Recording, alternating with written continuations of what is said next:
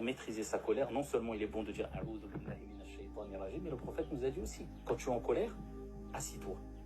Si tu es assis, allonge-toi. L'imam al-Khattabi, rahimahullah, dans le Sharh des Sunan d'Abi Daoud, il dit que si le prophète nous dit de s'asseoir quand on est debout et quand on est en colère, c'est parce que quand on est debout, on est dans une posture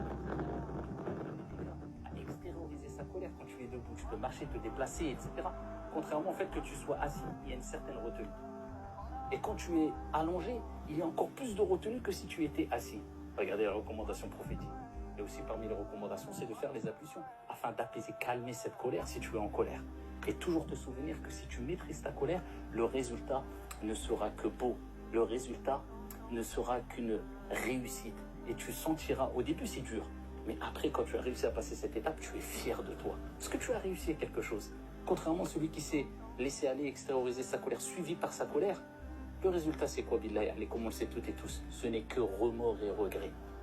Et souvent il est trop tard. Contrairement à celui qui va retenir sa colère, maîtriser sa colère, c'est celui-là le fort, comme le prophète alayhi salatu wassalam a dit, il sentira une certaine fierté, une certaine force.